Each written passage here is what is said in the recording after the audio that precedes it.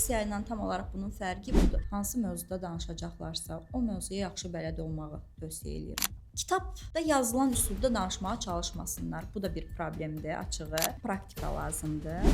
Hələ də bunun vacibiyyətini dərk eləmirlər.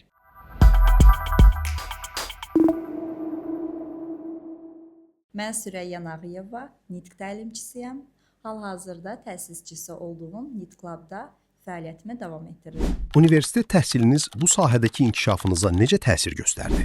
Bakı Dövlət Universitetinin Filologiya fakültəsini bitirmişəm. Həm magistratura, həm bakalavr pillələri üzrə. Azərbaycan dili ədəbiyyatı müəllimliyi, daha sonra ədəbi tənqid və daha sonra AZ-də tətbiqi dilçilik üzrə də doktorantura təhsili almışam, amma bu təhsilimi yarıda qoydum. Azərbaycan dili və ədəbiyyatı müəllimliyi və ədəbi tənqiddə oxumağım mənə təbii ki, çox kömək oldu. Çünki diksiya əsas fonetika ilə bağlıdır.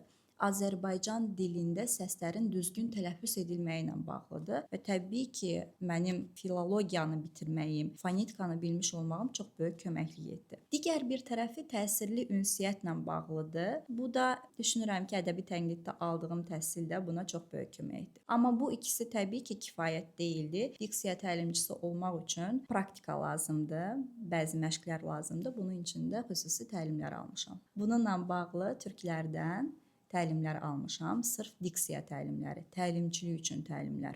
Misal üçün, filan problemləri necə həll etmək olar, bu problemləri necə həll etmək olar kimi. Ali təhsilim çox böyük rol oynayıb başlanğıc üçün, bunun təməli üçün. Əgər bu sahədə ali təhsilim olmasaydı, bəlkə də diksiya təlimçisi ola bilməzdim. Hətta bu sahədə fəaliyyət göstərən jurnalistlər var və ya başqa sahənin mütəxəssisləri var. Amma mən özüm də Azərbaycan dili müəllimiyəm və Nitq Labda da fəaliyyət göstərən digər təlimçi və gələcək təlimçilər Azərbaycan dili müəllimləri olacaq. Bunun əsas səbəbi fonetikadır. Çünki biz fonetikanı daha dərinliyi ilə öyrənirik. Səslərin düzgün tələffüzünü öyrənirik və bunu dərindən bilən insan daha yaxşı öyrədir. Kifayət deyil. Hər Azərbaycan dili müəllimi diksiya təlimçisi ola bilməz.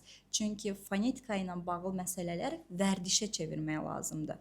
Vərdişə çevirmək üçün xüsusi texnikalar var və bunları da təbii ki, diksiya təlimləri ilə öyrənmişəm. Səlis və düzgün danışmaq üçün ilk addım hansıdır? Düzgün danışmağı öyrənmək üçün ilk addım istəmək.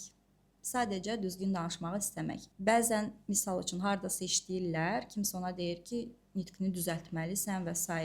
Həmin insan təlimə gəlir, amma istəmir. Onun içində elə bir maraq yoxdur, boş bir şey hesab edir. Ona görə düzəldə bilmir. Yaxşı diksiyaya sahib olmaq gələcək həyatımızda bizə hansı üstünlükləri qazandırır? Müxtəlif sahədə çalışa bilərik. Hətta çalışmaya da bilərik.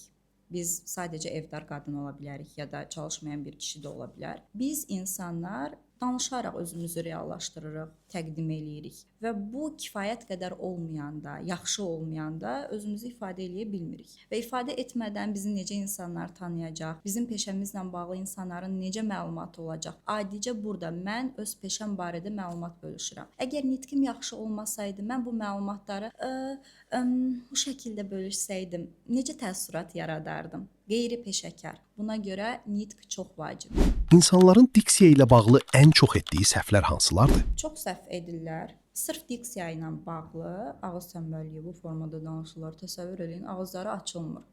Hər bir səsin öz təyinatı var. Elə səs var ki, A-dır, çənə açılmalıdır, Ə-dir, açılmalıdır, dodaqlar dartılmalıdır. Amma vərdiş etmədikləri üçün bunu etmirlər və anlaşılmaz olur. Hətta bəzən deyirlər ki, insanlar məni eşitmir. Niyə?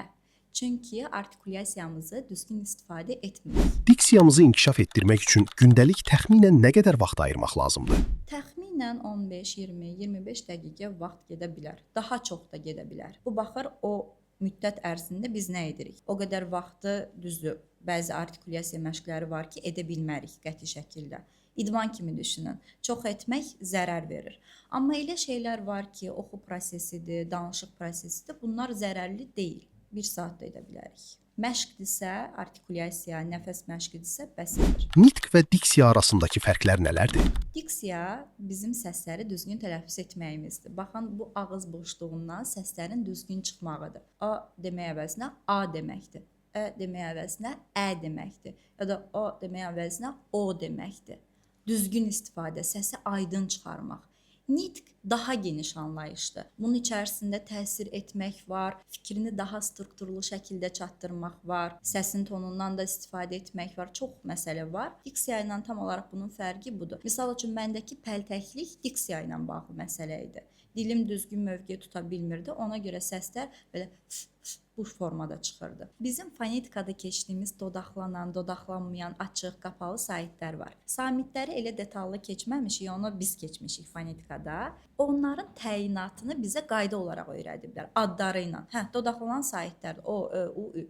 Amma bir müəllim də çıxıb deməyib ki, dodaqlanan saitlərdir. Dodaqlarını önə gətir. Bir uşaq çıxıb desə ki, o, ö, u, ü, dodaqlanan saitdir, müəllim deyəcək ki, hə, cavab verdi. Amma cavab verməsi məsələ deyil. Məsələ onu tətbiq etməsidir. Tətbiq etmirsə cavabını bilib-bilməməsinin nə əhəmiyyəti var? Bu arada samitlərlə bağlı məqama da toxunum. Samitlərdə də əsas məsələ dilin üzərində. Saitlərdə də dil rol oynayır. Amma saitlərdə belə düşünək də, qapı kimi düşünək. O qapı bağlıdır. Orada danışılanları eşitmirik. Açıq olsa eşidərik. Saitlərdə bizim ağzımız açılır. Baxın, a, ə, i-də açılmır, dodaqlar yanlara dartılır və biz səsi aydın eşidə bilirik. Samitlərdə daha çox fokusumuz dildə olur. Bayaq dediniz, bəs dili nə etməliyik? Mənim problem yaşadığım SZ-də dil içəridə olmalıdır. Halbuki belə idi. F, V. Dil içəridə, alt dişin arxasında olmalıdır. Amma başqa bir samit deyəcəm. D, T, L. Burada dil ucu üst damağa belə yapışmalıdır. Gördünüz, bunda fərqli forma aldı. G-də bu formanı alır. Hər birində bir forma alır. Bunu bilməyən insanlar olur, düzdür. Vərdişə çevirməyən insanlar. Amma müəyyən məşqlərlə onu yeni vərdişə çevirib öyrəşdirmək mümkündür. Uşaqlarımıza necə yanaşmalıyıq ki, gələcəkdə diksiya problemi yaşamasınlar? Onlarla bol-bol danışmaq lazımdır, suallar vermək lazımdır. Verdikləri suallara yaşlarına uyğun cavab vermək lazımdır. Misal üçün sual verdi, bu sənin yaşına uyğun deyil deyib başdan atmaq yox. Sırf onun yaşına uyğun şəkildə o suala cavab vermək lazımdır. Oturub onunla birlikdə oyun oynamaq lazımdır. Texnologiya dövrüdür. Biz ona deyə bilmərik ki, sən televiziyaya ya da telefona heç baxmayacaqsan. Bunu ona deyə bilmərik, çünki o bu prosesin içindədir. Baxa bilərik, amma bir yerdə. Sual verməklə, bax o bu hərəkəti elədi, bu davranışı. Sən nə düşünürsən? Ya da kitab oxuya bilərik birlikdə. Birlikdə. Süni intellektdən istifadə tələbələrin inkişafına necə kömək edir? Baxır necə istifadə edirlər. Əgər bir tələbəyə mən çıxış tapşırmışamsa, o tələbə gedib süni intellektlə hazırlayıb, əzbərləyib gəlib danışırsa, bu ona fayda verməyəcək. Əgər o tələbə seçir, mövzunu tapır, özünə uyğun mövzunu, süni intellektdən necə çıxışa hazırlaşa bilər metodunu öyrənir. Əslində biz təlimdə öyrədirik, amma deyək ki, o özü də oradan öyrənir və bunu düzgün formada tətbiq eləyirsə, süni intellekt ona yardımcı ola bilər. Amma hər bir sualın cavabını süni intellektdə axtarmaq bir yerdən sonra biraz belə sanki paslanmaya gətirib çıxara bilər. Siz öz nitqinizi inkişaf etdirmək üçün hansı məşqlərdən istifadə etmisiniz? Ümumi deyim ki, nəfəs, artikulyasiya, səs məşqləri, çıxış üçün olan məşqlər, bunları etmişəm. Təlimlərinizə daha çox hansı peşə sahibləri müraciət edirlər? Bütün peşələrin sahibləri. Elə bir peşə yoxdur ki, deyim ki, xüsusilə o peşənin sahibləridir. Müəllimlər, hüquqşünaslar, sosial media mütəxəssisləri, sonra çox sahələrin adamları var, satış təmsilçiləri olub, danışan hər kəs, saç ustaları olub, ya da evdar qadınlar olub. İnsanların danışmaq ehtiyacı var, ya işdə, ya şəxsi bir ailədə. Buna görə müraciət edirlər. Tələbələriniz arasında sizi ən çox təəccübləndirən inkişaf hekayəsi hansıdır? Çox olub açığı. İndi ağlıma gəlmir hansını deyim. Ən sonuncunu deyə bilərəm. Çünki 2 gün bundan əvvəl baş verib və yeni video çəkmişəm. Nə baş verib tələbədə? Bir həftə fasilə verdik onunla. O əslində birinci mərhələdə mənə demişdi ki, Süreyya xanım, məncə mənim ağız quruluşum dəyişib. Mən də dedim, hə, ola bilər. Bu məşqlər biraz bu əzələlərimizə təsir göstərir. Forma dəyişə bilər. Amma elə ciddi forma dəyişikliyi deyil o. Sonra ikinci mərhələdə bir həftə onunla fasilə verdik. O tətilə getmişdi. Qayıdıb gələndə danışmağa başladı və artikulyasiyası çox aktivləşmişdi. Dedim, ayda artikulyasiyanız çox aktivləşib və s. və s. Yenə danışmağa başladı. Gördüm, yox, nəsə var burada. Çox üzr istədim. Dedim ki, sizə şəxsi bir sual verəcəm. Dodaqlarınızı dolğu elətdirmisiniz? O da yox, eləməmişəm, and içir və s. Dodaqları normalda belə sıxa-sıxa danışırdı. Videoda da inşallah paylaşacağam. Və təlimlərdən sonra artıq rahatlaşıb deyə əzələlər var olan dodağı normallaşıb. Yəni yanlış anlaşılmasın ki, dodaqlar şişir və s. Yox, sadəcə var olanı artıq sıxmır. Ya tənbəl şəkildə yox, normal şəkildə hərəkət etdirir. Forması inanılmaz dəyişib və o qədər gözəl görünür ki, diş-dodaq kombinasiyası. Bu məni təəccübləndirən nəticələrdən biridir. Son nəticələrdən. Tələbələrə auditoriya qarşısına çıxmazdan əvvəl hansı məsləhətləri verərdiniz? Auditoriya qarşısında çıxış etməzdən öncə hansı mövzuda danışacaqlarsa, o mövzuya yaxşı bələd olmağı tövsiyə edirəm. Bəzən insan çox da bir şey bilmir, amma danışmaq istəyir, ora çıxır. Elə həyəcanlandıran məqamlardan biri də bu olur ki, ayda birdən nə isə bilmərəm, çaşaram. Mövzuya bələd olandan sonra çaşmaq, yaddan çıxarmaq mümkün deyil. Necə yaddan çıxa bilər? Hafizəmizi itirməyəcəyik ki, orada fikirlər burdadır. Bu baxımdan rahat olsunlar. Səhv etməkdən qorxmasınlar.